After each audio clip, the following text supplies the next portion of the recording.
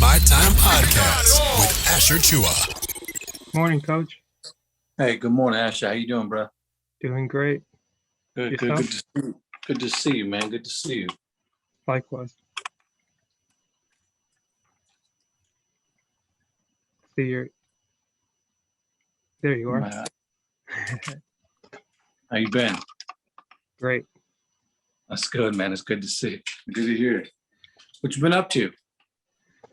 Podcasting, getting myself back in order. Took some time off last year and just started this year back to the basics. Good for you, man. That's good. Yeah. So what besides doing that, what else have you been doing? Well, I started working at Home Depot, which has been a nice change because what was it, from the end of May till December, pretty much I wasn't working actively like outside the home. Right. And or even I guess before that I was working from home, but then layoffs and other things like that. Okay. But I've taken the time to be more active, working like 40 hours during the week, and then the time outside of that, making sure I rest properly, and just doing some counseling and coaching where I'm getting the counseling and coaching, and that's been the game changer because I know you're probably familiar with like the DISC or the broader assessment. That's 3 parts that looks at how you behave, why you do certain things, like what are your motivators, and then also what it is that you do, like in what way do you think. So kind of using that as a background but not really highlighting it, I've been able to kind of pick up where I left off in 2019 when I first started this, to really identify where it is that I am, how I see myself, and where I want to go from here. So that's been, Do you feel a whole lot better, like energized, a lot yeah, more purpose driven? Good. a lot more. That's what counts. Yeah. Good. That's especially now, especially now that we're into the second quarter, and you have like the first quarter jitters or the excitement kind of starts to wane off, and like you're doing the things and you're like, okay, are my what's the word, are my motivations still the same? Okay. Is it, okay. if nobody's watching, if nobody's chiming in, if no one's saying anything to you, am I still going to get up and do what I said for myself? Am I going to put the mask on me first, or am I going to be spending time trying to please other people, I love or it. try to be like, oh, okay, like, is this person affirming me? Is this Right, person right. doing that? So now the goal is really affirm yourself and That's give priority. yourself what you want to give to other people. Like, give that to yourself, and then Yeah. once you're full, go and interact with other people. I love it. That's good. Good stuff. Thanks. How about yourself? I see you're always busy, always inspiring. I am. I try to stay very, very busy. And right now it's just as an educator, that's my primary career, my primary passion, my primary gift and purpose on this earth. So I do that a lot. And then outside of that, of course, coaching sports, trying to stay very active with that. I have my own, program and curriculum, things that I do during the summer with students in my community that I've created. So I stay busy with that. And then, of course, doing Post-it with my wife, Postmates with my wife, and, of course, raising 2 more children. It's just staying busy and staying active and finding other things that you can implement and you could apply to your life and just keep going forward. Don't one of the things that I've learned over this beautiful season of transformation and really living life is if I stay back and I'm waiting for everybody to, as you said earlier, to affirm me on anything, then I am sabotaging myself. And that's what has been the greatest antidote, is when I allow other people's opinions or somebody else's affirmations to deter me from my focus, from my goals, from my decisions, then I am sabotaging myself. And there, right then and there, I am giving all my freedom away. Mm. So yeah, it's been magnificent, man. I love what I do. And I'm very happy for that hard discipline of making decisions and then sticking to them, whether it's going to the gym or waking up at 3 a.m. or continuously to self-educate myself and to share it with the world. This year, I made a Mm. promise that every single month that I was going to share content, whether it was, 3 books, 2 books, whatever I was reading and applying to my life and consuming and putting before the frontal cortex of my mind, I was going to share with other people. That way they too can hopefully be empowered, but not just empowered, but inspired to start picking up books, start reading, and start really educating themselves and get to that next level within themselves. Mm. That's good. I guess one So you question ready? what's that? All right. I said, are you ready? Yeah, I'm ready. I see you Okay. got your cup. So I was gonna say, it had Let me me get my thinking coffee. of no sugar in my coffee. Oh man, you know what's funny? Yeah. So I know you. I had a feeling you was going to bring that up. A lot of people that I've sat down with and have asked that question. Hey, Coach Sagasta, what happened to no sugar in my coffee? I'm like, no sugar in my coffee is still here. Mm. What the context again? What the context for no sugar in my coffee was, I was going to give anything that I absolutely had in my mind Mm. absolutely for free, and it was going to be raw. it, Mm. a great majority of people on this globe don't drink just black coffee. They got to put Right. sugar in it. They got to put cream in it. Well, I always looked at that again. I always looked at that narrative of drinking coffee like life. It's going to be raw. It's going to be dark. It's going to be hard. It's going to be powerful. Yeah. And when you add the sugar, you're sweetening it all up. You're looking for the comfort. I'm looking for Right. discomfort. Mm. I want the most discomforting thing that can go into my body at the first crack of the morning. That way Right. I can start really pushing myself, catapult myself. So no sugar in my coffee is here. I'm no sugar in my coffee. That's who Right. I Right. am. No sugar in my coffee. So yeah, it's still no sugar in my coffee. I still don't put sugar in there. Been there going on 6 years. And I did a lot of research though. Actually, I was doing research when I was going to college, and I started looking at the contents that they were putting in these creamers and the history of sugar. And Mm. I said, I'm not going to be a subject to it. Now, are there other things in life that have sugar? Yes, but I am not cognitively thinking about that because I am not adding it on my own. If Right. I take sugar from a coffee shop and I add it, now I am giving, again, sabotaging myself because now I am giving over Mm-hmm. and allowing my freedom to be subjected to that particular item. So it's easier for me, again. I don't feel so, I guess, consciously moved Mm. I'm not, again, when I don't have control of it. But if I have control of it, oh, you bet. I know the history of it and I think it's wrong. So Right. I don't add it into my coffee. So Right. there's a great study that I've done, PowerPoint and stuff I did for school on nutrition and health. So that was another antidote to why I don't drink coffee, or I don't have sugar or sweetener in my Right. coffee. Right. I like that because it's funny that's in alignment with kind of what we talked about yesterday, me and my coach, and it goes back to this thing with the training that I did with the assessment, being able to be a facilitator and to really to help people understand, well, not to be a problem solver. I'm having trouble finding the word right now, but one of the phrases that was used is that you have to be able to interrogate reality without placing blame.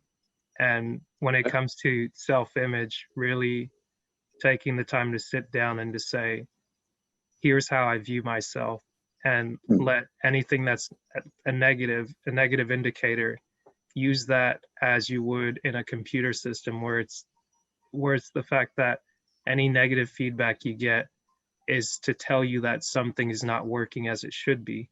And you can't just dwell on it or try to cover it up with sugar or milk. It's like, no, sometimes you have to see what's really going on. And the truth really comes out in in its rawest form when you can just be honest and bare. And I just thought about the no sugar of my coffee because I'd seen a lot of the videos, and every time you put one out, I always enjoyed like the content, the intro, and the music choice, the music selection that you had, because I listened to the same ones. I was like, man, great minds think alike, or at least I'm in the right circles. But I guess the question I wanted to ask is kind of a nice prompt to introduce yourself to the people, is to ask, who do you say you are? Coach Frank Sagasta. That's who I say I am. I'm Coach Frank Sagasta. People in the community know me as Coach. It's Coach Frank Sagasta, and that's who I am. Gotcha. I like that. Short and simple. That's it, man. Keep it short and simple. Keep it short and simple. I love it. And you've been in the educational field for a while, correct? Being able to have can you tell me a little bit more about that? Are you in the regular school system or the charter school system? So I'm in the public charter school system. So what that means is, for a lot of people, it's public funded. We are part of a charter board. And because of that, though we are publicly funded, we still have the option of choosing the curriculum that we want for our students to be academically sound or prepare them for the future. So it's much different than that hard, basis of or I should say that wide spectrum of public schools today. So yeah, I'm a part of a charter public school. Gotcha. And that definitely, were you in the regular public schools before you went to the charter system? I have never been a part of an actual public school. And my wife, Sarah, she's a part of the public school. She's been there, I think, 3 years or something close to that. But she was a part of a charter school for years. But now it's her first time being part of a public, and she sees the difference now. She gets to be able to look at both spectrums, or I'm sorry, both perspectives, and see exactly, there are some goods and there are some bads, between them both. So she gets a different variety, different eye for that. And I hear it, from time to time when she tells me, I'm like, wow, that's crazy. So it's cool. I guess that's cool because I know you mentioned like the way it's funded differently and the structure is different, but as an instructor, how does that allow you to really teach the material in the way that you want to teach it without being restricted by, you have to meet these quotas? Oh man, I have the best, administration and founder of the school. And that was one of the reasons why she brought me into the school. She says, I want to, their motto is leadership. And so they never had an actual genuine, I guess, facilitator or coach or mentor or instructor or professor ever on this subject. And she had seen what I was doing with the community college and just having free classes with the Boys and Girls Club. And so that was one of her things to say, I got to get this guy over here, and let's make it happen. Let's negotiate, the capital. So, I have the freedom. I do. I have the freedom, and I make it very structured. I still use a little bit of our my former teacher and mentor and inspiration, Dr. Eric Thomas. So I still use some of his content. I still use Grant Cardone because I went to both universities. And so there's some content I pull from both of those individuals, but I dig a whole lot deeper than those two individuals. I bring in stuff from Jim Rohn, from Aristotle, from Socrates. So I give a lot of good information, as well as identifying resources of where we can find more as we continue on this path of leadership. So like I said, my curriculum and everything that I do in my classroom, I have all the freedom. And as we've heard on that movie Spider-Man, what was it? He said, there was a quote in the movie. He says, oh man, I'm gonna paraphrase it, but he says basically, with a lot of freedom or with a lot of power comes a lot of responsibility. Right. From Uncle Ben. So exactly. With great power comes great responsibility. Exactly. And so I think about that from time to time. And it's just a strong grounding tool, because I know that God has given me a power, given me a gift, given me a responsibility Now, what I do with my gift is my gift back to him. And I've always literally played that in my mind. That's been like one of my philosophies. Mm. You know, you've been given a gift, an opportunity, a golden opportunity. And what are you going to do with it is you give back to him. So Right. it's like I say, I have the freedom in my classroom, on campus, and I use it to the best, to the very best. Awesome. I, I'm curious, how did you get the moniker of coach? Oh man. So I was coaching back in 2005. I was coaching Little League. I think it was a little bit before then. It might have been about 2000.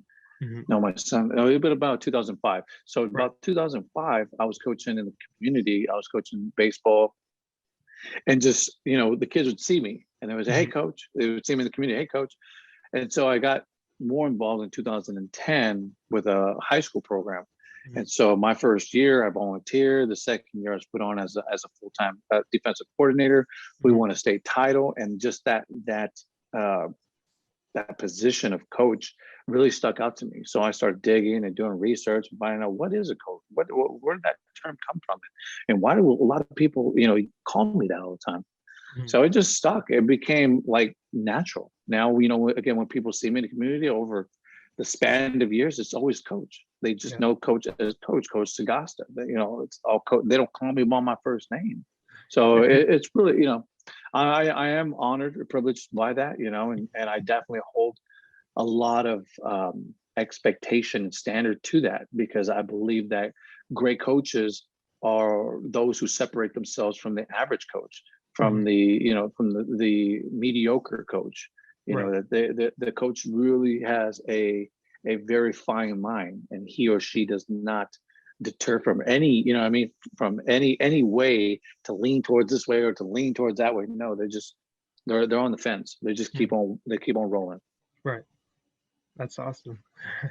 I- And one thing that I've noticed about you is that, like you said, you like to go and research things. You like to go deeper than the surface. You like to take your time and really get into the weeds of things, so to speak, or even go below the weeds and get into the dirt and see like what's really going on here. Like what else is there that I might be missing? And I'm curious, has that always been like a part of your personality, or what gives you that itch or that curiosity?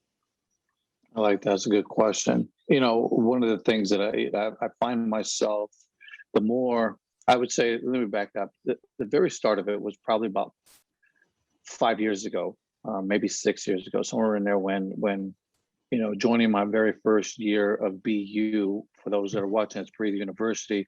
The founder, Dr. Eric Thomas, it was, he says, information changes situation. And Mhm. I'll never, ever, that has like ingrained and singed in my mind. Information changes situation. So when I looked at, you know, my reality of what life was for me, I started getting deep into information. I Right. fell in love with it, and that's why I took that serious. Get up at 3 a.m. It's still time, and that's where it's always been, like, still time, still time, still time. Mhm. Just for what? To play video games, to sit around with my, you know, with twiddling my thumb. No, still time to just consume as much information, because all the years prior, I Mhm. was just drifting through life, and like a lot of people, it's just drifting through life, where I made it an absolute discipline, an absolute area to say, okay, this is going to be my designated time, and I'm going Mhm. to devote this time to God, and I'm going to devote this time to self-education, and I'm going to go up, not down, and not straight, just go straight up. Mhm. That was the, I guess, the premise. That was the ignition. That was the light Right. that said I was going to dig deeper. And so today, you know, I look at myself as being a scholar, and I can definitely say, what is a scholar? A scholar is an individual who continues to research, to find, to have this paradox of clarity. You know, when everything he's looking at and what he wants for himself, or she wants for himself, for themselves. So, you know, I look at that stuff and say, okay, if there's a subject that Mhm. correlates with where I'm at, oh, Mhm. yeah, I'll go digging. You know, and I might stay digging and researching and discovering for 2 years, 3 years, 5 years. Again, I've been on leadership and philosophy and, you know, business for about 3 years. philosophy, personal or professional development for about 5.5 years, almost 6 years. Mm. And so it's all about research. It's all about finding and discovering and looking for different perspectives. And that's what it's always been. People always say, why do you read all these books? Oh, I read them to see what their perspective is. Mm. Is there something that correlates with who I am and where I am? Every single book that I've read over 300 books, 270 to 300 books I've read over the course of 5 years, over the span of 5 years. And every single one of those have been a strong contribution to who I am. And all it is basically looking at their perspective, whether it's in leadership, whether it's on philosophy, whether it's on religion, whether it's on spiritual development, whether it's on communication. Like every single one of them have been a great, I would say, an impact to who I am today. Yeah, that's great. It's funny that you brought it back to reading, but because I remember when I was younger and my dad would always use this phrase, readers are leaders, or just something along that line of always like, go read, go read, go read. And similar to you, it didn't really click for me until like 2013 when I came across Eric Thomas watching like the YouTube videos. And it was the first time in a while that I'd heard someone mention reading, but they gave me a reason to read. Like they said, read this for your mind, read this to learn about your finances, read this for this. Because I mean, you could be reading a newspaper, you could be reading a comic strip, like everything, everywhere you go, like reading is part of your literacy. But if you don't understand why you're reading or what you're reading or what you're going to get out of it, you can very well miss like that, the golden nugget, so to speak.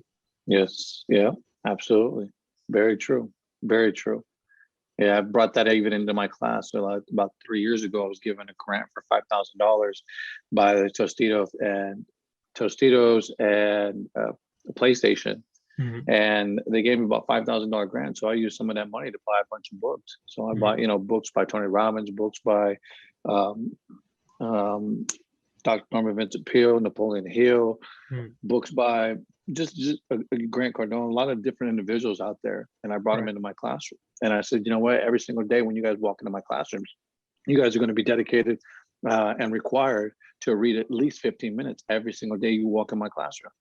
And at first, a lot of them were bucked at that requirement. Like, what? And I even sent a letter home, a flyer home saying, hey, this is a requirement. Or, we talk about participation, that being a grade. Well, this is their participation. The more that they read, the better they'll succeed.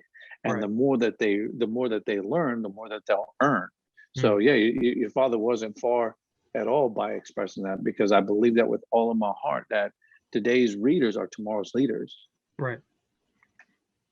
And I guess as you're doing the reading, especially with the books that you've mentioned and some of the authors, I found it difficult to at times keep track of the information or keep it organized, or just have a balance between education and also finding something that's leisurely or fun, or something that's just like a different topic. How have you been able to organize the books in your mind, or just organize the information to where it doesn't feel like you're being overwhelmed or burnt out? Right. Like, oh geez, like so many words, the words are blurring together.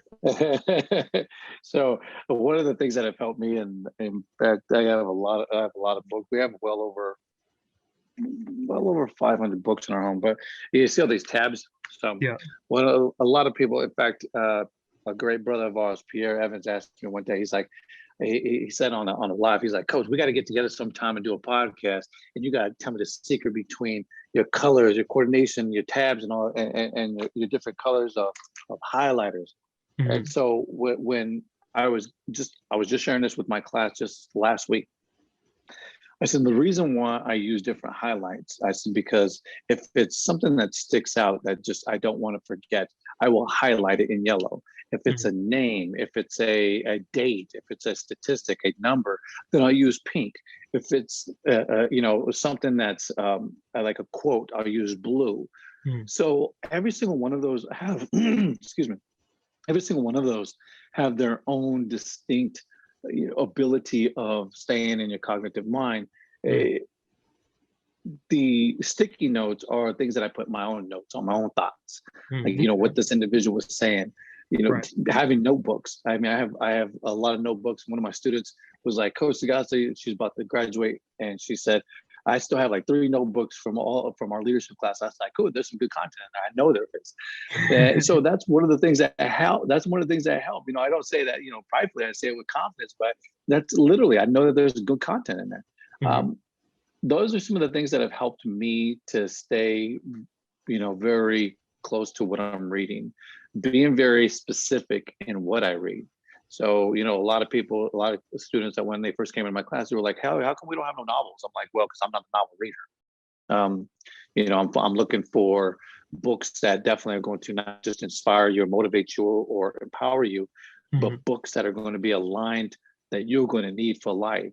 So whether it's Think and Grow Rich or whether it's the Secret, each one of those books will help in your journey. Not to say that a novel won't, Right. but in all reality, this book is going to be much more heavier than that novel.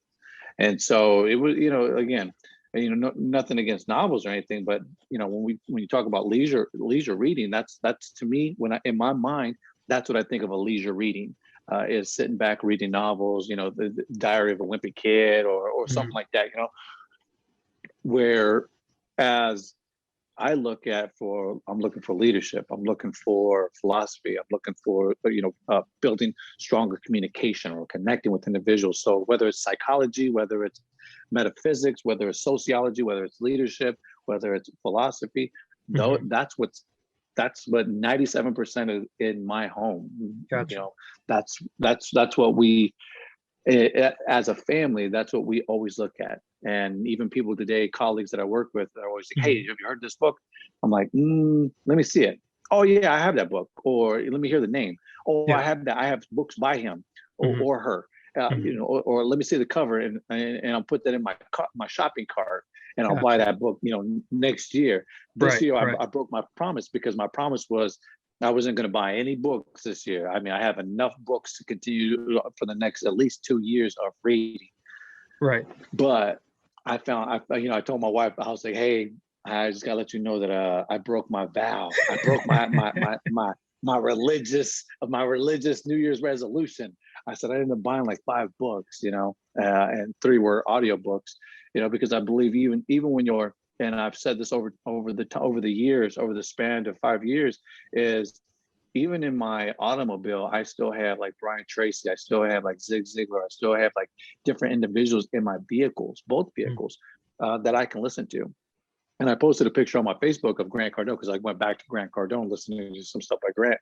Again, it's just, you're going to, if you really want to get to the next level in your life and not live in the conformity of the mind here on earth, and you want to step outside and feel better, be better, and give better, then you're going Mhm. to want to add whatever content it is. So if it's learning about finances, you want to just be that coach in that area, then you're going to do that. If it's leadership and metaphysics and philosophy, you're going to put yourself in that area. And so you just feed it. And so I got 2 kids, like I said, that I want them to always constantly hear that.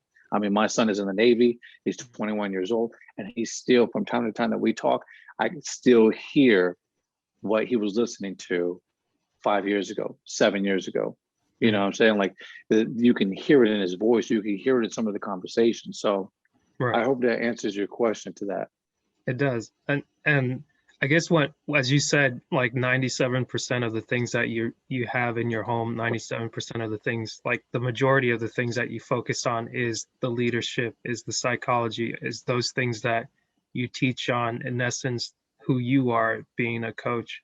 But at the same time, you don't dismiss like the novels, the leisure Mm-mm. time, because it's like still um that's still something that you acknowledge. At least I wanted to say something, but maybe ask it in a question to say, um, how how do you view like leisure time? How do you view downtime? Because I think for me, to give you an example, I I didn't have a healthy day-to-day balance is like, okay, I'm going to go hard and read all these books. I'm going to go jot all these notes down. But then there wasn't enough action to follow it up, where there wasn't a plan to say, okay, you're doing this, and then you're going to follow up. Okay, what did we do? Okay, what are we doing? And then it's like hearing so much information and trying to do it all at the same time. And then I had to narrow it down with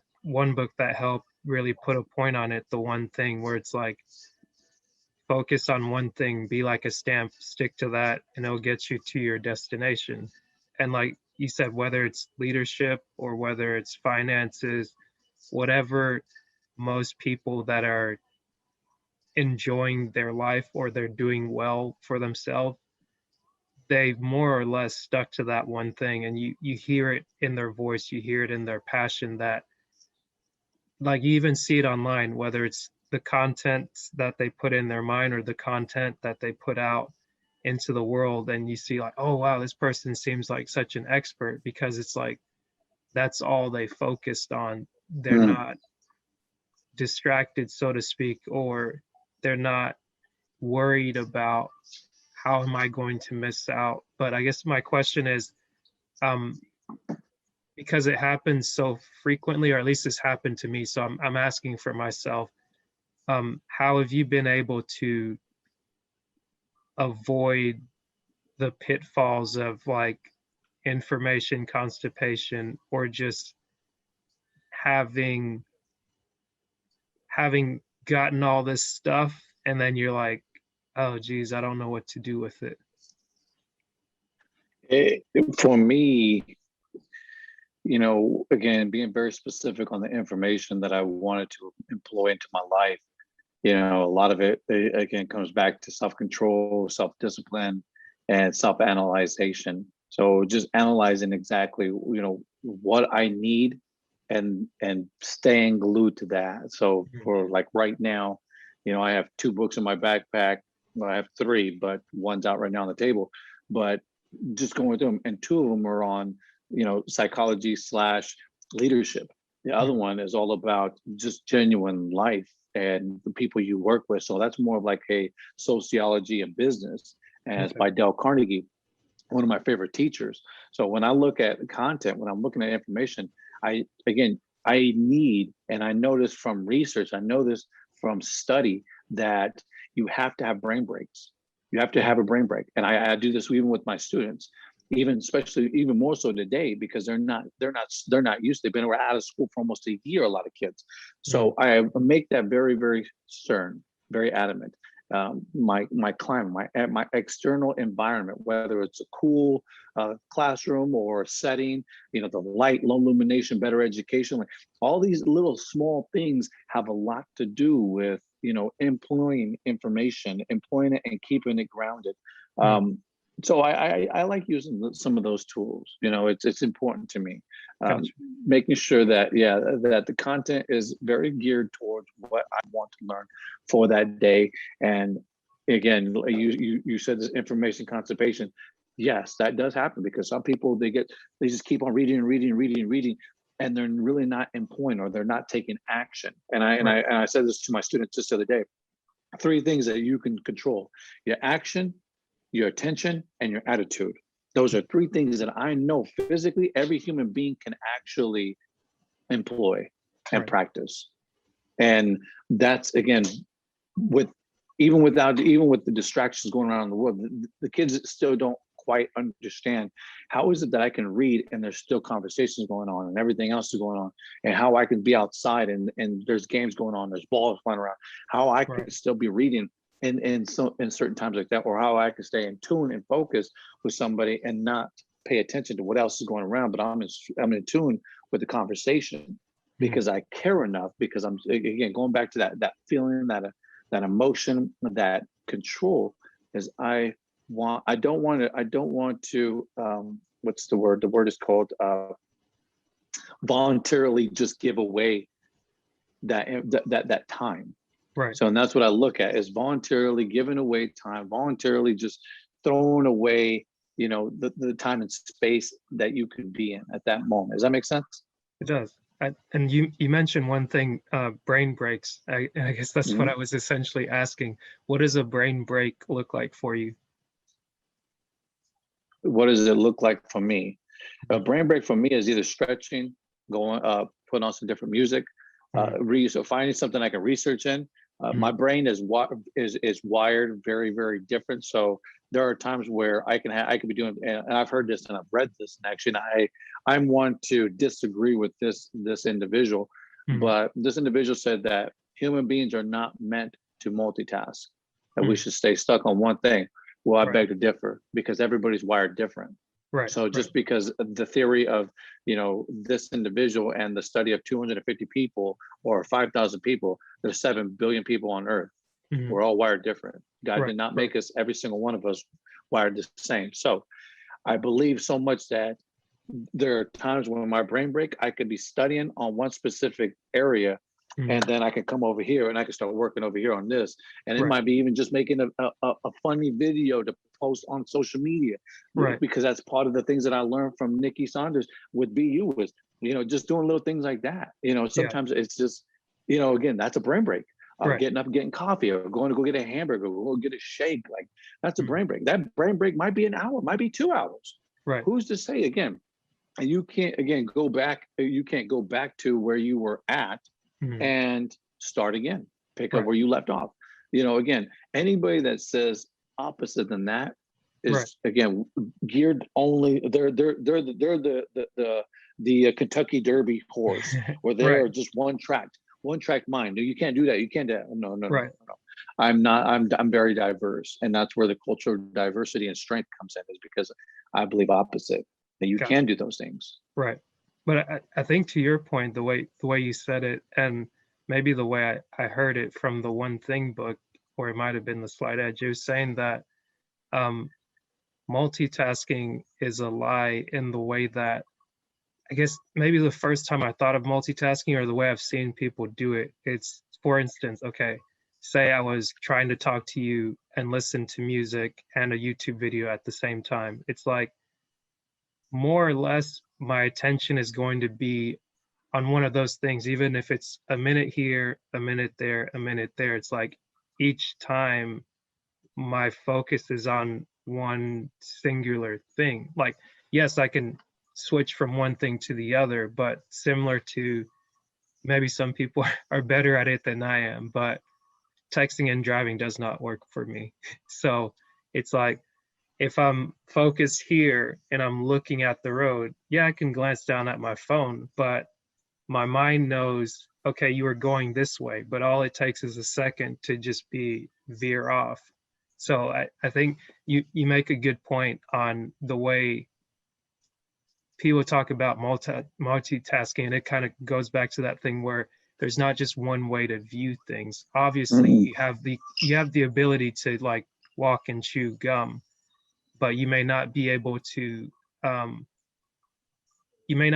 to do like I don't know, run and chew gum, for instance, if you haven't Right, practiced at it. So it's like right. everyone has different levels to which they operate. Yeah, I told a group of students, because I'm in the season of softball right now, though Mhm. it's not the actual season, but this is what we've been given because of COVID. Nonetheless, I explained to some of my girls this last week. I said, you're thinking too much.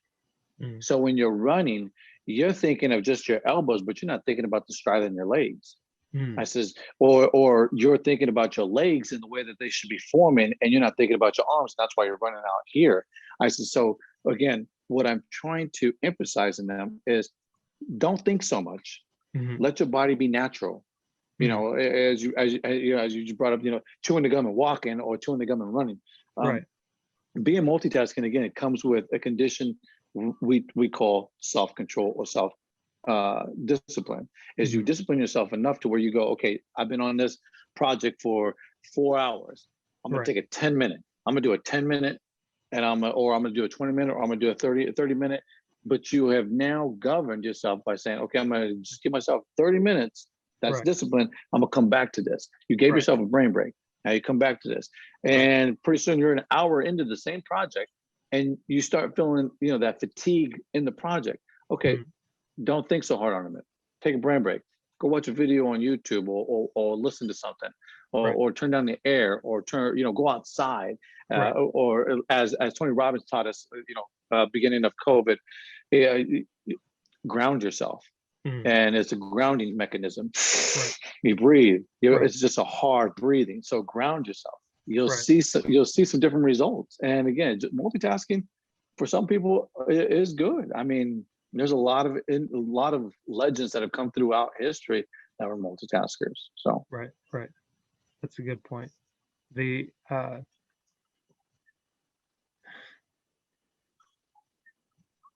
what was I thinking?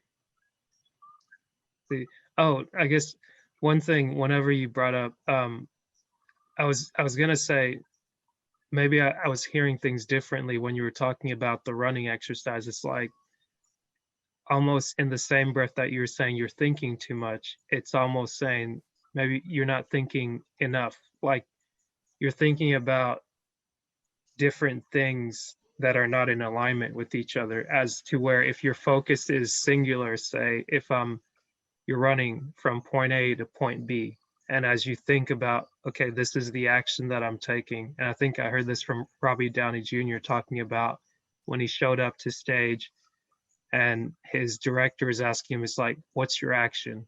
Like, I'm I'm this guy doing this and this. It's like, no, you're in this setting mentally and this is what you're doing. And it's like, boom, okay, now I can bring in the emotion. Now I can bring in the um I can bring myself to that place that I need to be. So whenever you said it, it took me a second to hear. I was like, well, if I'm only thinking of my elbows and then you're telling me to think of my legs, isn't that thinking more than I'm not thinking? I'm already thinking too much. But it's like, no, like that's what was said, but that's not what was said. In him right. saying you're thinking too much, you're thinking on the wrong things, but focus on what you're doing and That's it. consider what's involved with that. I gave him a story how my track coach used to do it. My track coach used to put pennies in right in the pit of our forearm and our bicep, and he always made us hammer down. And what I was really pushing on that day was helping, because one of my scholars, he says, I don't know how to run. I said, really? I said, okay. I said, and so that stuck in my mind. So in 24 hours, when I came back out to practice, I geared the whole practice for running, for batting, for dynamics, for the body, its mechanism. So I strongly, because I know distractions today in the 21st century for these students today, these scholars, is just mind blowing, and it's so toxic, Right. that and damaging, that a lot of people leadership, they're not talking about it, they're not doing anything really much about it, and even in the home. But nonetheless, so that's why I was specifically saying you're thinking too much. And a lot of students today, they're thinking too much about what's on television, what they're going to do the next hour, what are they doing after practice, what is on social media right now, who's saying who, what's when, and you're here in this space, great outdoors, it's beautiful. Focus on the natural ability of how it's running.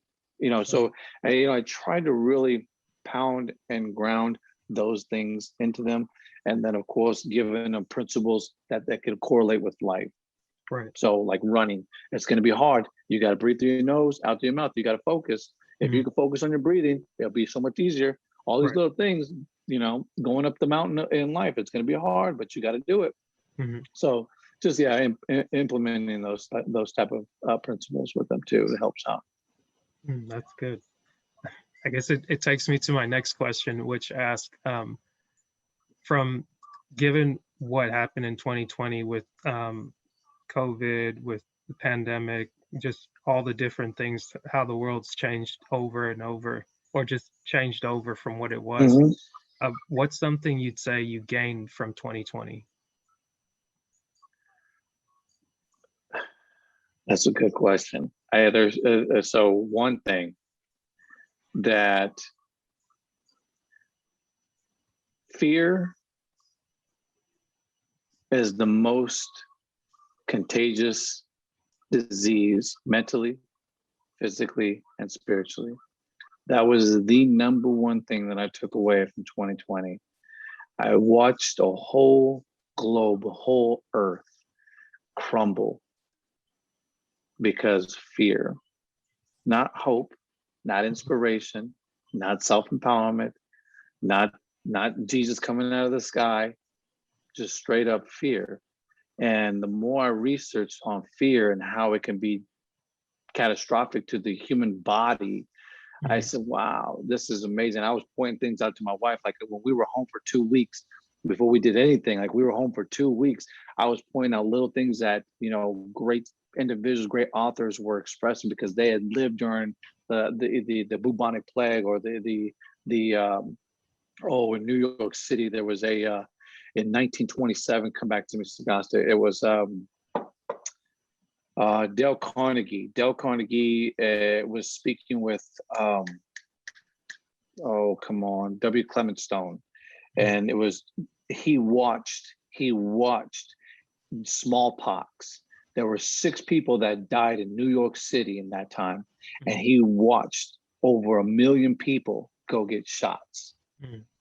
Of over 1 million people, only 6 people died. And I was just, again, that's the fear he was speaking of. Right. And I watched and I go, man, even today, I sit back again, that's what I took away, is that fear could either dominate and control all of humanity, or it could be behind us and underneath us, and we can keep on living in hope and inspiration and motivation and empowerment and living with Christ. So that's what really changed. Like, you know what? Yeah, that was the biggest thing that I took away. The greatest thing. Awesome. And to quote one of your mentors, Grant Cardone, I was watching an interview with him and Dave Shands. I joined his community to learn and understand entrepreneurship and business.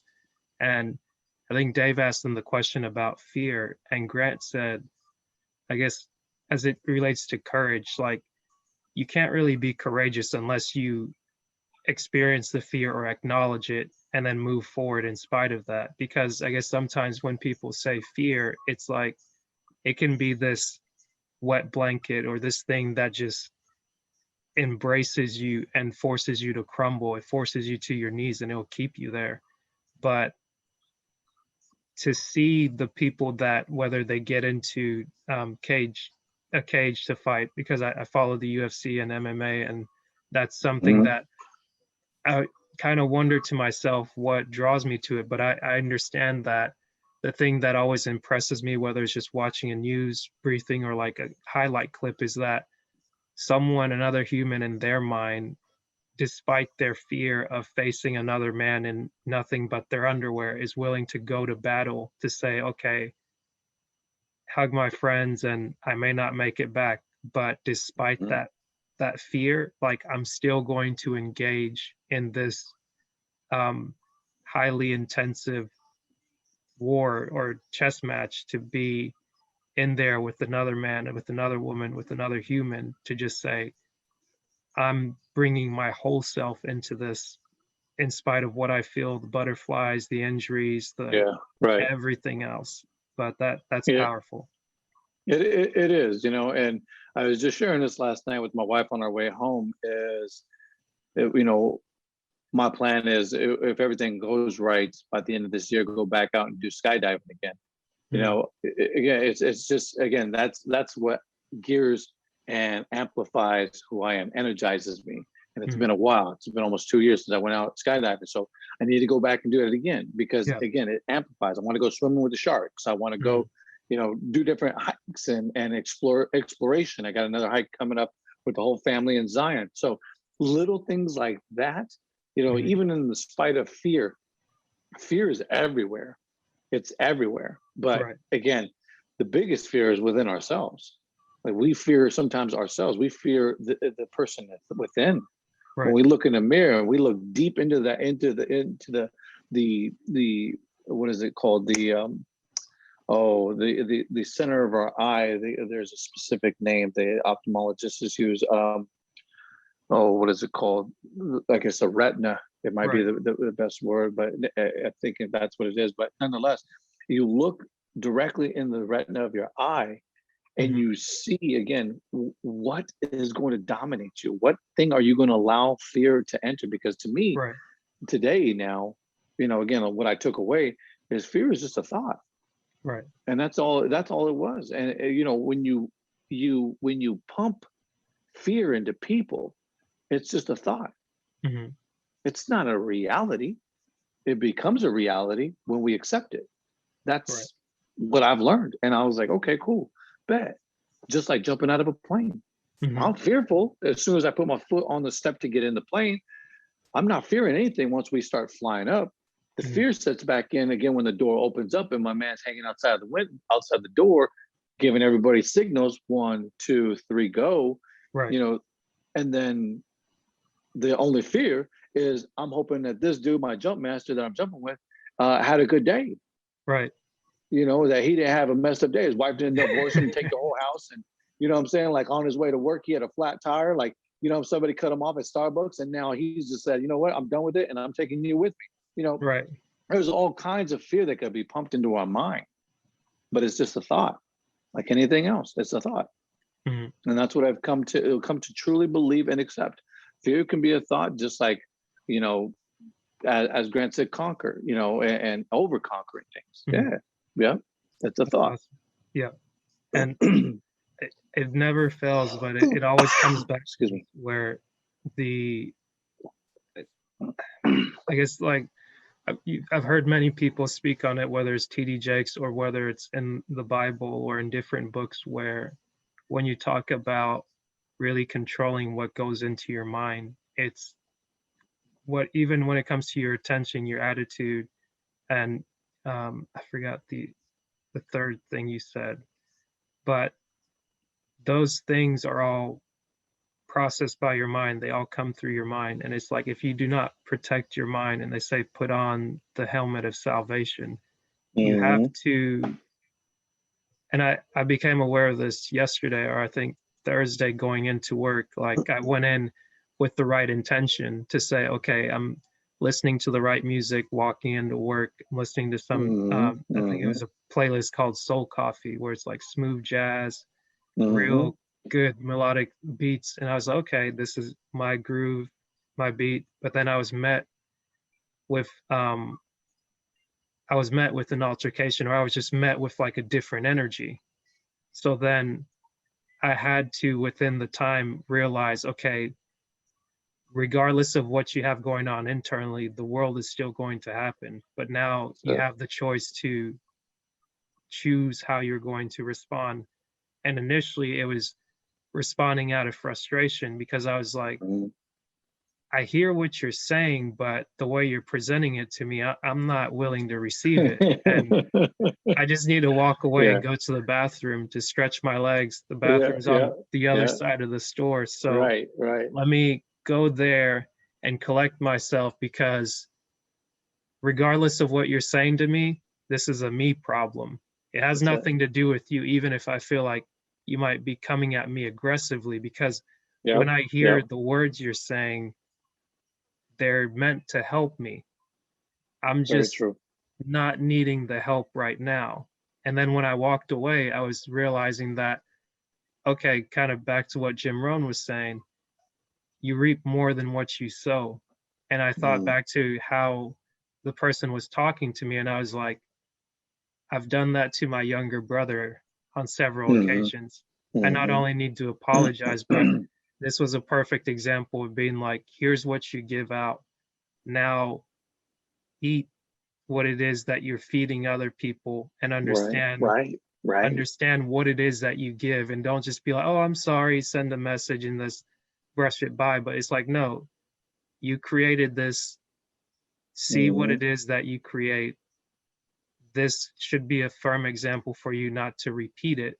Don't go cower, don't go hide, but understand it, walk away, gather yourself, come back, do the work you're going to. And I think after that, I said a prayer that was along the lines of, God, help me to end today better than I started it, Mm. and really help me to get out of my own small way, to not just be this, oh, they said this to me, because the first thing I did after that, I went on break and then I started to complain to somebody else. And as I heard somebody coming around the corner, I shut up. But then I was like, okay, in me shutting up, let me not bring it up again, because if I'm not going to bring it up to their face, it's not worth it. If I don't want to dwell on it, let me drop it. And then that's kind of what I was able to catch up and talk with my coach yesterday. And it was like, that's good. That's good. It's like, now continue to evaluate your self-image and be honest. Do not lie to yourself. And again, interrogate reality without placing blame. And I was like, I'm learning, I'm growing. Yeah. There's, the 3 A's that I gave earlier is, excuse me, that we can control as human beings. Right. Is the action, Mm-hmm. is our attention, and is our attitude. Right. And practicing this sometimes could be hard some days it could be easy, depending on what we face. But I always know this for sure: I can't control everybody else's environment. I can only control my environment. Right. I can't control the external environment outside, except anything that I take action, or anything that I give attitude to, or anything that I'm voluntarily, and that's the word I've used this year, is voluntarily giving my attention to. So if I volunteer to give attention to whatever he or she is saying about so-and-so, and I do work with 2 people that have never been in education before. And so they're like always wondering and guessing and assuming, and there's a lot of speculation in their mind, and sometimes they word vomit this information out. And sometimes I give attention to it, sometimes I don't. Sometimes I just keep on moving because I try to stay focused on what I need to do for that specific time, or that specific day, and or if I can engage with another student, that way I can break that attention before I get pulled into it. I don't want to get pulled into this cyclone of crap, let's call it, where I could definitely engage with the student. And if I got to sit down and talk about, what are you doing this weekend? I'll do that just to break up the attention in my mind. That way I'm not focused on what they are saying, he is saying, naysayers are saying. It works. And when it comes to things like I have to face, like every single Thursday, we have these meetings. And some of these meetings, I hear nothing. Again, being a leader, I hear nothing but griping. I hear venting. And so sometimes I have to sit in the corner by myself and I just observe. I shut everything off and I observe, and I look at personalities. I look at behaviors. I look at what's being said.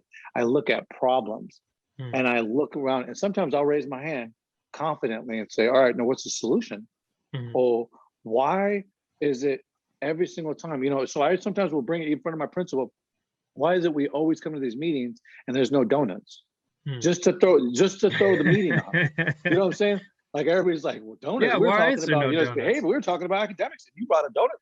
Just to move gears. Let's bring it back now to what the main topic was. Because again, being in a circle sometimes, or being in a board meeting, sometimes it can veer off if they are not grounded and they have self-control and self-discipline. People will tend to go off on every rabbit trail they possibly can. Right. If you're grounded in your mind and you're practicing self-discipline, then you know exactly the category and the area and the trail of which you're making for yourself. Yeah. So I thought that was interesting that you did that. That's good. Thank you. And it's funny, as you mentioned, discipline, another thing that was kind of I don't know if you'd say like a taboo break or something from the One Thing book. And I'm going to finish it today, or at least make progress listening to an hour of it.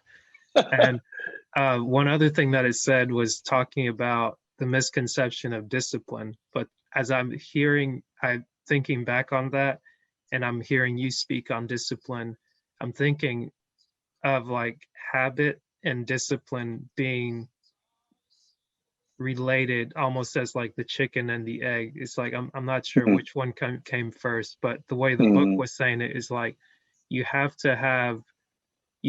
like you don't necessarily need like an extreme amount of discipline like people think, because it's like Mm, they want to create a new habit and they're like, I've got to do this massive thing. Like we did the 100-day challenge in mhm. BU.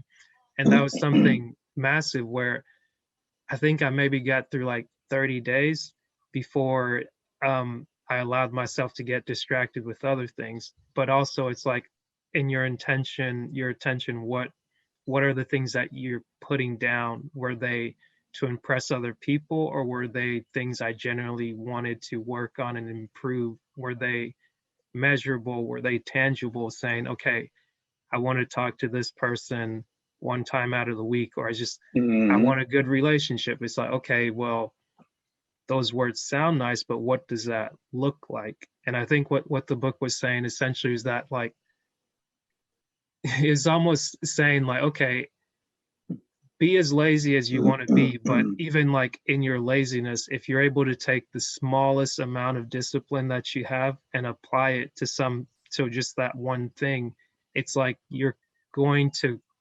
create discipline through the habit that you're forming. So by taking a very small amount of discipline, you're forming this habit that's going to reinforce the discipline to where it's like you do something for so long, so well, you're bound to get better at it. Even if you're failing, like you could probably tell somebody like, oh yeah, I know exactly how to get lost, or how would you get lost when Yeah, you get into a city? You don't plan where you're gonna go. You don't grab a map. You right. don't do the base. Don't And it's like, ask. okay, right. You Yeah, don't ask the question. So obviously if I can tell you, here's how you can fail, you could be like, okay, what if I don't do one of those things? Or maybe I just do the opposite of that. Like yeah, you might get the opposite result. right. Yeah, self-control and self-discipline are two major factors that I look at when I look even through biblical history.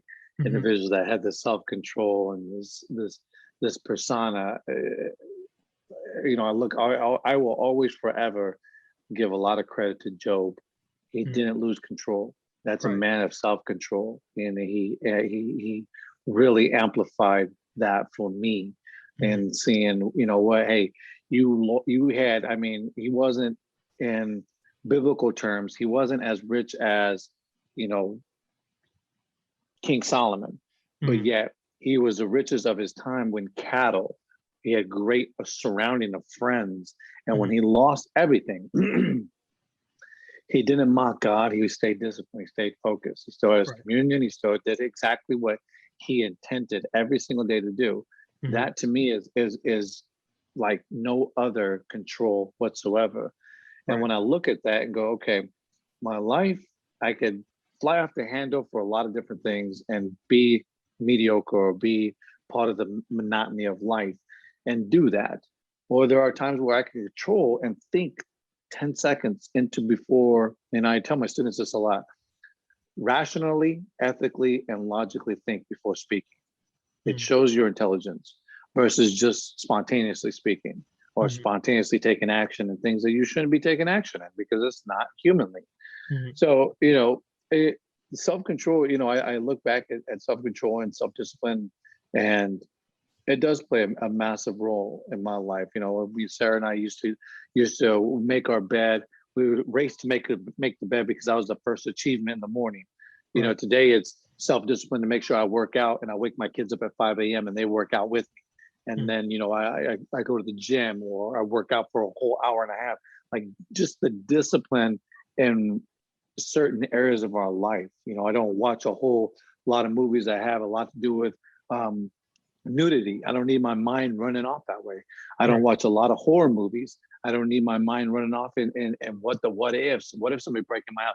I don't Right. surround myself around, so discipline is wide. The spectrum is wide and it's very deep.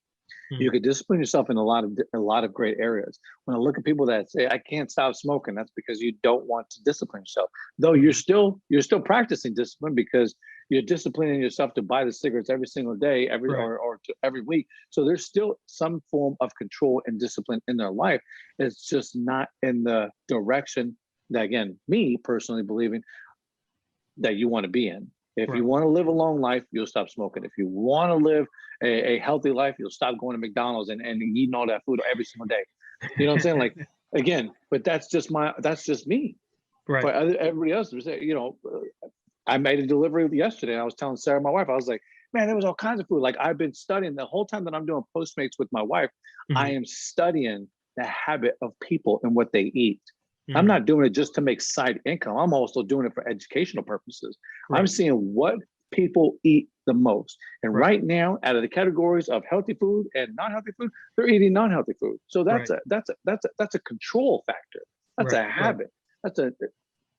So discipline would say, hey, I want you to bring me, you know, a sandwich, you know, what do you call it? A veggie sandwich, or just straight protein, nothing but protein on it. Then you would go, oh man, somebody is thinking, somebody is putting a little bit more thought. So you know, all these different factors that I look at, even doing Postmates, just I'm looking at little things like that. I'm just that's what scholars do. We're always analyzing, analytically, what things that we can see that people behaviors and their observation. I'm happy and it's a gift, but I do a lot of that from time to time. Awesome.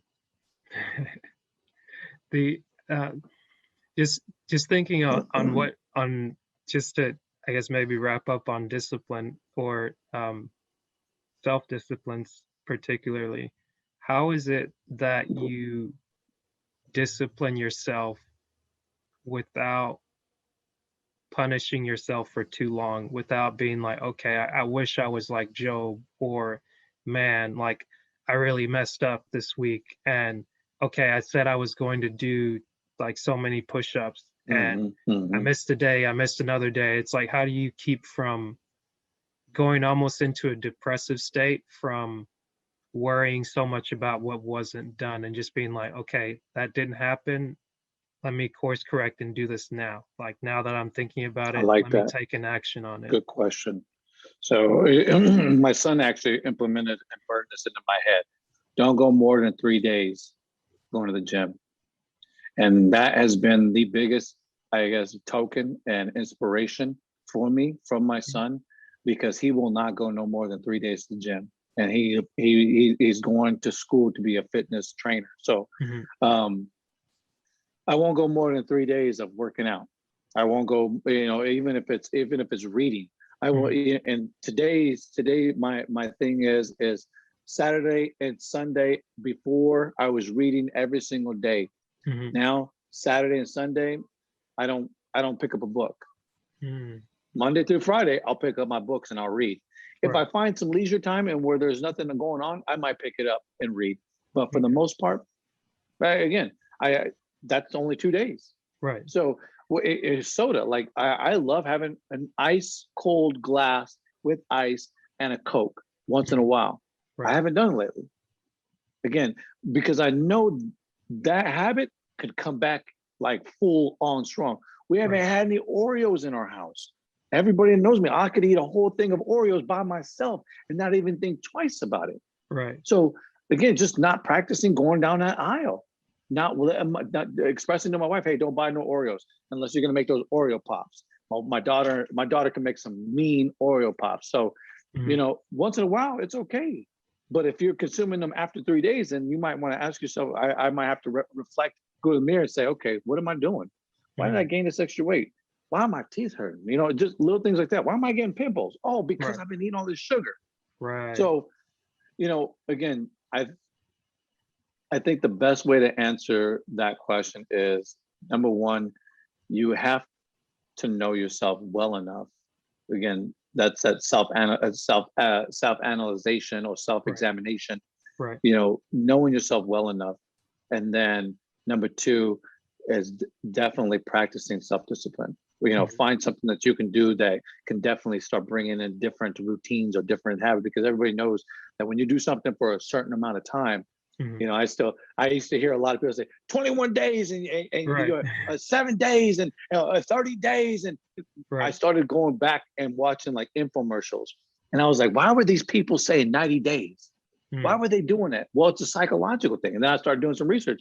Okay, so give me 90 days and do this one thing for 90 days. And if you can do this for 90 days, let's guarantee yourself not anyone Mhm. else, yourself, that you can do this for 90 days and watch the results. Right. Watch the results. So, and again, that's that self-discipline, that's that self-control, that's that analyzation, the self-examination is you're doing just those things. Right. So I hope that kind of, That that did answer the question, and I think it answered something from before, because when you said you don't go you don't go to the gym more than 3 days, or you don't go 3 days consecutively. I don't know if I heard that correctly, but that made sense in the sense of like, okay, that's how you avoid doing too much of something, and that's how you maintain that discipline to say, I'm going to do this for this amount of time. Because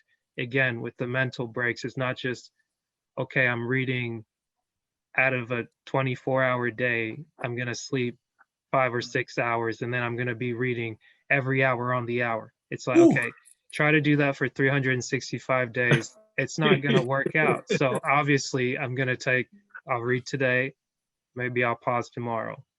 And then, like you said, for 2 days, more or less, you're taking that time out, which allows you time with your family, which allows you time to be able to come up with other ideas. Because something I found in like starting out the podcast, I was like, okay, let me do a daily read every day. And then I wanted to put it out at a specific time.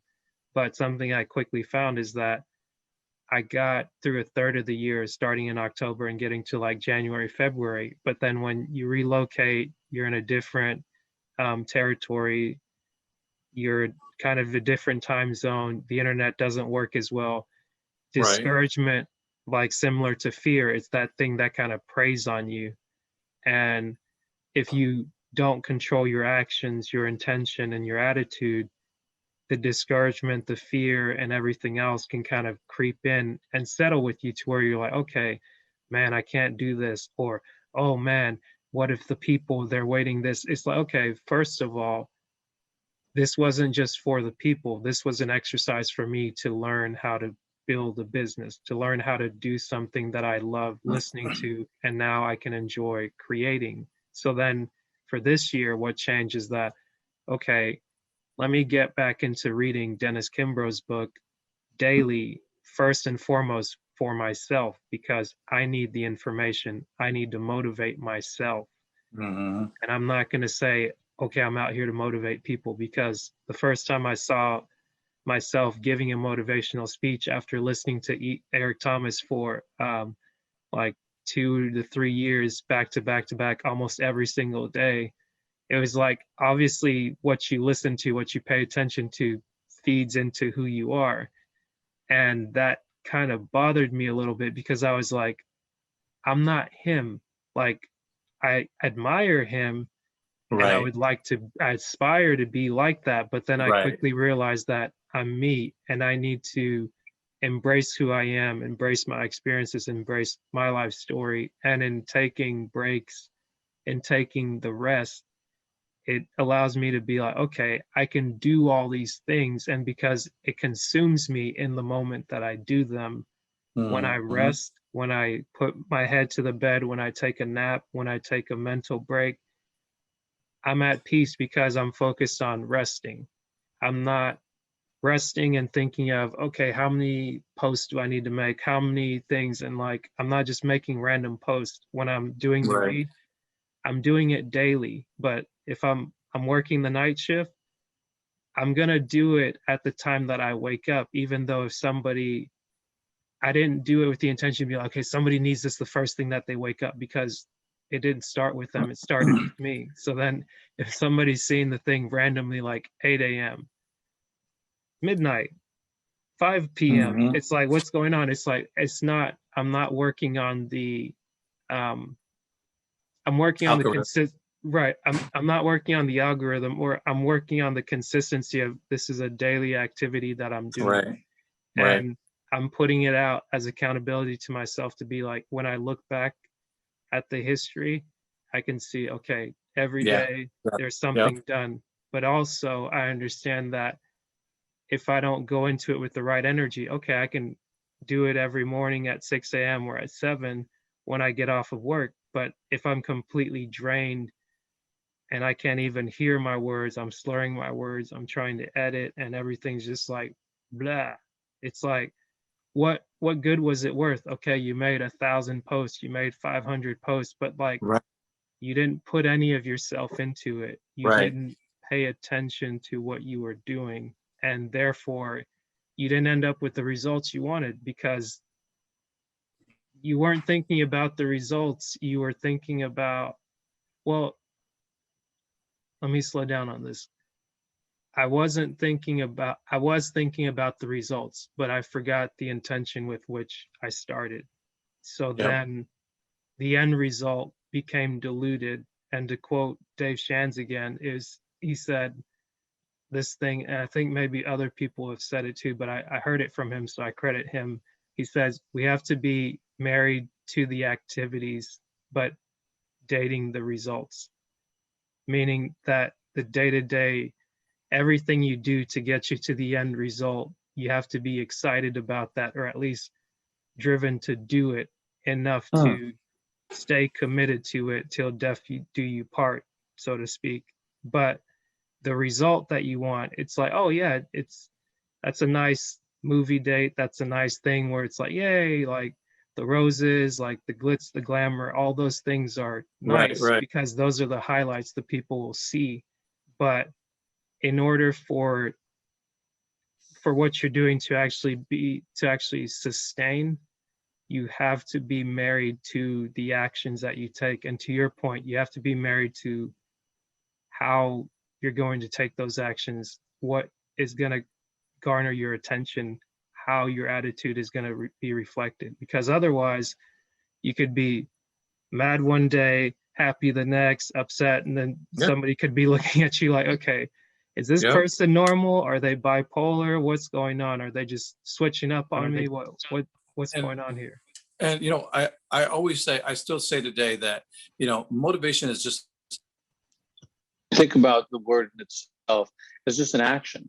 So for us, as a family, like I said earlier, waking my kids up at 5 a.m., people would scoff at that. Why would you do that? They need plenty of rest. And who says who? Like some clinical doctor that, yeah, he went to school, but that might work for him or the subjects that he tested or he studied on. Mhm. But these are my kids, and Right. how I gear them and what I put in front of them is going to be their behavior. It's going to be their habits. So their actions. At some point, like I explained to my daughter, at some point when you're on your own, you'll be motivated yourself to get up in the morning and work out, or you'll take a better regard to what you're doing and why you're doing it. When it comes to the workout, when it comes to reading, or when it comes to learning, she was listening to we were listening to David Goggins, his book, and she says, "Dad, is that the guy that you listen to in the morning when we're working out?" I said, "Yeah."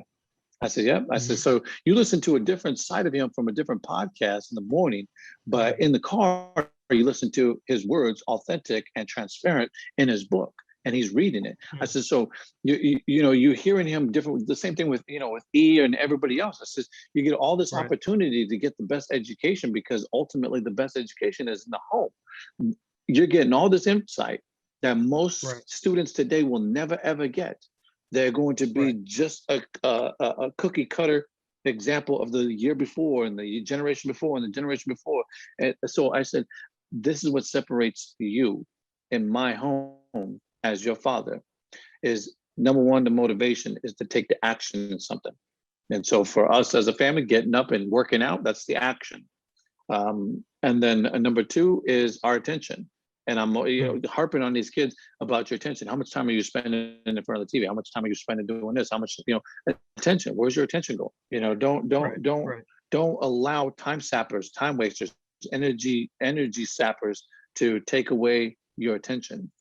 And my daughter is very good at this because I hear a lot of kids will say, "Hey, how come Delina sits by herself?" Because she doesn't want to be sapped by the naysayers. She knows the personality of these individuals and it's not congruent with where she wants to be. So a lot of kids don't understand that when I explain that to them, but that's because she has learned, she has incorporated the attention. And then of course the attitude. And one thing that I learned years ago was how to really develop and master a positive mental attitude. And once I learned that, once I understood the principles and the philosophy behind that, I practice it and I practice it and I practice it. Having a positive mental attitude, a PMA is magnificent. And once you put it on from the very moment of the day, it stays with you.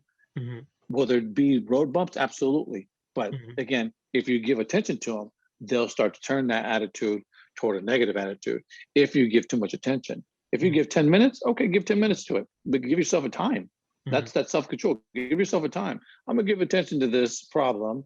And if it's very negative, I'll give, maybe I might even just do 5 minutes. And then after that, I gotta pull away. I gotta remove myself. Because if I stay there too long, I'm gonna be like everybody else. And as the great Dr. Miles Monroe says, you're gonna be around a bunch of pigeons and you were meant to be an eagle. You know what I mean? So yeah. Awesome. Man, this has been amazing. The yeah, definitely, Ash. Yeah. I feel like just from what you're speaking on and just clarity on things, I think it gives me an appreciation for, and I was thinking on this yesterday. It gives me an appreciation for how I grew up, because there was a period of time where I was bitter, resentful, thinking, why don't I have what the others have? And now I'm grateful for that, to not only have experienced like the angst of it, but also to understand that I don't have what the others have because I have what I have, and I'm not necessarily a carbon copy, where some people may say they might look to like a Jordan or someone that like shines in like an outwardly fashion where it's bravado or this or that. But like me being who I am and how I am, had and being able to accept that and really embrace it and make it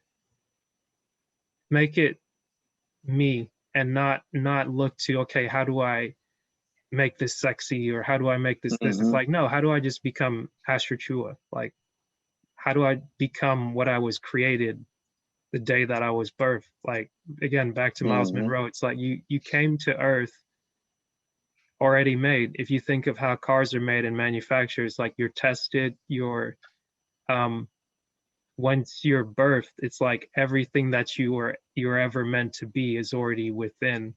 And that's right. Yep. unless you understand that and you grasp that within its entirety, and you understand, once you understand what that really means, it starts to click, and it really aligns you with your purpose. It lets you know this is what you should be doing, this is how you should be doing it, regardless of what your environment, your background is. You learn to appreciate the things that were said to you then, which you can now understand given a different context, and understanding that my dad, my parents, they did the best they could with what they knew. And if you look at it in hindsight in comparison to what people have today and what they're not able to do, it's like, man, we really came up. And as I speak to my parents now, being able to spend time at home here with them, and I'm learning to control my attention, my attitude, and my actions, I'm spending a bit more time affirming them, kind of coming from the Yeah. 5 love languages, the Yep. singles version, Yep. which is focus on rebuilding those relationships and just being grateful. Because it's like, no matter how much I might do or think I can do, it's not monetary to categorize the life of a child and what That's right. that is to come to adulthood and to be like, okay, someone brought me here, someone took care of me when I couldn't fend for myself, someone really looked out for me. And it doesn't matter how frustrated I might be or how things don't align quite in my own mind. I've got to understand that as much as I think I know now, I still don't know the gravity of things. And all things will come in due time. And I'm just appreciative now that I can experience that and acknowledge that and be able to verbalize it to you to say, thank you for kind of bringing that clarity, or to have that crystallize in my mind. And I say that in prayer to stay the course going forward, and to not let the slightest thing upset me, or not to let it drag me into this. If I need to make a joke or just walk away for a minute, to say, let me gather myself, let me work on doing that more going forward. Yep. And actually grow as an adult now, and be, okay, this is how adults respond. This is how a leader steps up, and how this is how you have dominion, because you recognize who you are, and you embrace that by basically living that out. That's right. Practicing it. Yep, Yep. practicing. You practicing it. That's right. Like Yep. daily. It's a daily thing. You Right. know, I like that. That's good. Very good. Excellent point. Excellent point. I was going to ask you, I noticed the flag in the background. So I was going to say, do you have a military background? So no, that's actually my stepfather. So it was given to me when he passed. Gotcha. And yeah, so no, you know, there's a part of me that wishes I tried, but because of the loss of hearing in my left ear, for those that are watching, you probably noticed that I only put in one bud, because I can't hear it in my left side. So it's been like that for a long time, but that was what prevented me from actually joining the military, because of medical purposes. But yeah, my kids, my son leaves. My other son right now is in the Navy. My other son will be leaving in June for the Navy. And my daughter has a goal to join the Navy and be a veterinarian. So, you know, just the little things like that, you know, the servitude to their country, you know, gives them, you know, a little bit more respect and integrity, I think. So I wish I could have though, but I definitely do a lot for military and pay a lot of respects to them. Gotcha. That's awesome. It's funny. I won't keep you too much longer. I was just thinking of this. Sometimes it's, again, speaking to the environment that you're around, and kind of what you're exposed to. I've been mistaken many times to be in the military, just, I guess, in the way that I've learned to carry myself, and in the way that I present myself when I go into a store or something. And I think other times also speaking to people from BU, or just speaking to people that I've met in general, they're just like, "Are you married?" Or like, "How's your wife?" And I was like, "No, I'm not married, not yet." And it's like, I don't have a wife, but I guess I was like, "Oh, that."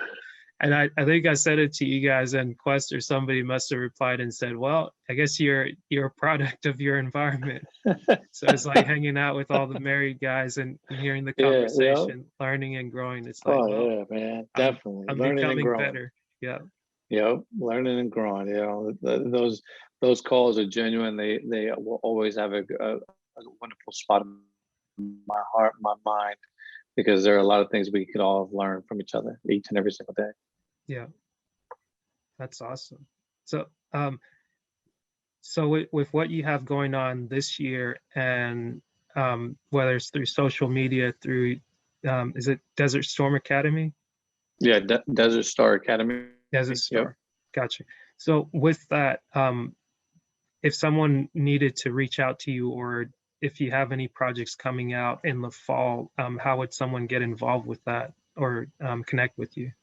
Man, the best way to connect with me is through Messenger, through Facebook, you know, utilizing Twitter and all the other social media platforms, you know, whether it's Facebook, LinkedIn. But the greatest way to get a hold of me is email. That is the best way today to get a hold of me. I use, you know, that's another thing. I'll share this with everyone.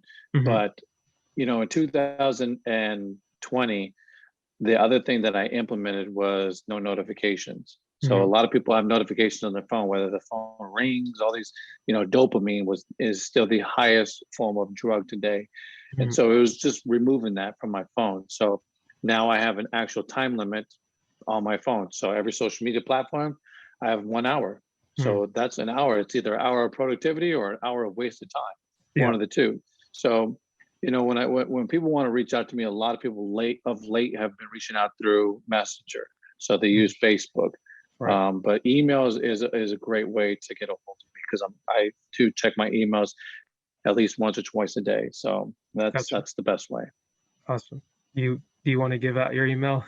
Sure. That's coachingbeyond5@gmail.com. That's coachingbeyond5@gmail.com. That's COACHINGBEEYOND, the number 5@gmail.com. Awesome. And I'll make sure to put it in the description, or I guess Oh, show cool. notes, Thank as you, bro. some people would call it. That way they Thank can you. get in direct contact with you. But Yeah. thank you. Thank you so much You're welcome, brother. for this interview. It's been a long time coming, but I think it's the right time. Good. I'm happy. I'm definitely humbled. Hey, stay connected with me, Asher. You got my phone number, right, brother? Yes, sir. I just realized I that love it, this man. morning, and I was like, just make it classic. Pick up the phone and call. It's not that difficult. Nope, that's the connection. That's the relationship we built. Yeah, for everybody watching. That's Yes, why sir. we joined BU, because we built a strong relationship. So definitely can lean on my brother, Asher. I appreciate you, brother. Yes, Much sir. love to you. Likewise. Take care. This is the It's My Time podcast with Asher Tchoua.